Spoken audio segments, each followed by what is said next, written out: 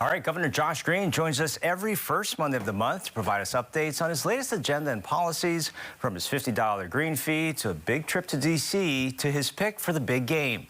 And joining us this morning is Governor Green. Good morning, Governor. How are you doing this morning? I'm doing great. Good morning. Now, first off, we had a couple of close calls with boulders rolling down the hill. We had one near Waimea Bay this past weekend that shut down Kamehameha Highway. We also had the one in Palolo Valley, the huge boulder that came crashing through the home. What is the state doing to be proactive in addressing these issues? We'll seek resources from both federal government and state resources to support the county. We need to do some mitigation of these rock falls. I mean, that's an act of God, basically, that could kill somebody. I'm going to go see the Secretary of Transportation National, Pete Buttigieg, this week. And also been in contact, of course, with my own director, Ed Sniffen. So they'll all collaborate with Belen Giardi and make sure this at least is mitigated. I know it's one of those concerns where we always wonder, like, things happen at 3 and there's already been 2 that happened on Oahu. Right. Now, you said that you scaled back your $50 green fee from all visitors coming in via the airport to more of like a paradise passport for people visiting state parks, beaches, and so forth. How is that proposal doing? It's fine. Right now, the legislature is going toward first lateral, which means that's where they hear the bulk of the legislation that they see. What we eventually will likely get is a compromise between the legislature and our position. As many people as we can to get to pay that fee, we should. So I would say we should have 20 locations or something of the sort where people have to essentially get a QR code. They pay $50. If they're over 15, I don't think we should punish kids. And then we bring in a lot of resources. There are lots of ways to do this, but if we want to bring in significant money to mitigate environmental impact and traveler impact, we need a lot of sites. There are already a few out there. I like what Senator Kouchi has been thinking about. How confident are you that this bill will get passed, and is enforcement like maybe the biggest hurdle? Well, something will pass for sure, and it's usually incremental at the legislature, but that's okay. The point is to get it going. Also, we're going to do a lot of mitigation of the impacts of travel. You'll see new contracts come out on tourism.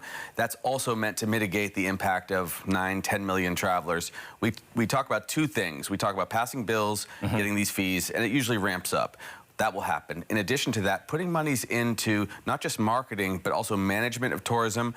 And this is the management side, making sure that we don't have too many people at the beach parks. We don't have too many people on the beaches without some monies. That's what I'll expect from that contract. What about, speaking of tourism, the tourism contract? Yeah, so I think that what we're going to do, and I spoke with Senate President and Speaker to make sure we're pretty much on the same page. We expect to put that RFP out, the request for proposal, sometime around the 13th of February. Then they'll have a period of time where people can bid on it. We had to clean up the last administration's process because there had been some confusion about matters, and that wasn't done well. Now we're trying to do it by the book. So 2 contracts, one for marketing, one for management. I think they'll be very balanced. I can't say more about them because I think it's only appropriate that they see them all in real time when the contracts come out. But I'm optimistic we'll go forward. Now, today is the deadline for public comment on the EPA's consent order to shut down the Red Hill fuel storage facility. Air Force also having a meeting this morning, later today, about the spill on Haleakala. What is the state doing to make sure that these spills don't happen again?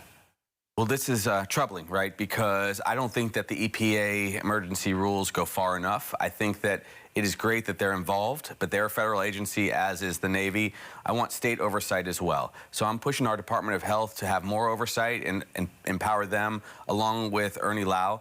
I'm also going to form in my office essentially an oversight committee at the governor's level where everyone will have to report to me. It will be not on Red Hill only, but also water across the entire state. The spills that happen have usually been because the systems are so complicated and breaking down. We know Red Hill's going to close. I'll put out a pretty large comment, basically an op-ed, in about 2 weeks on that matter too. But one of the things that we'll say is that I'm going to have this oversight right in my office. It's really too much risk for our state. How do you get the feds to kind of agree with this as well? Because usually they'll have power over state. Well, I'm meeting with the Secretary of the Navy and the Assistant Secretary this week, and they know that I'm serious about this. They've been very accommodating to the new administration because they know that we have to solve this problem. All of these things are tied up into the entire relationship with the military in our state, and that has ramifications long-term about the bases and where our housing is going to be because of water. All these things are tied together, so we can't fail here. So it's unusual for a governor in his or her first 90 days to see all these secretaries of the Army, Air Force, Navy, but that's how serious it is. And what else is on the upcoming agenda? Because I understand that you're taking a plane and heading off to D.C. today. Yes, I am. I'm going to D.C. because I want to meet with the HUD secretary. I want to meet with the transportation secretary. I'll meet the other governors across the country. I'm going to sit down with the president also, and that's really a great honor. But the main thing to do is to really fight for Hawaii and to make sure that national leadership is cognizant of what we're dealing with here in our state. Hawaii is critical to not just the world because of tourism and the beauty of our state, but because of the geopolitical interests that are out in the Pacific. We will have to deal with Taiwan and China and their challenges. We will have to deal with Korea. We will have to make sure that we have an adequate ability to protect our country. And meanwhile, we have to live here. So I think the military and others in Washington have to take us very seriously.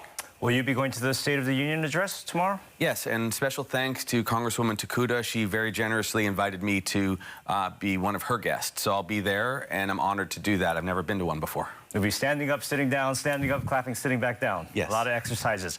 And I know it's a big week because it's also Super Bowl week between the Chiefs and Eagles right here on KHON2. Prediction, please. Well, honestly, there's no winner, of course, because the Steelers are not in the Super Bowl. However, my heart would be with Philadelphia. My head is with Kansas City. So I'm going to say Chiefs 31, Eagles 30, and a barn burner to the end. But Mahomes, if he can run, will probably win the game. So there you have it. The Chiefs, they just landed in Glendale, Arizona. The governor's going with the Chiefs. Yes. As well as an early happy birthday to you. Thank you. And you'll be celebrating it at the White House, pretty much? Yeah, I'm having birthday night with the president, which is very cool.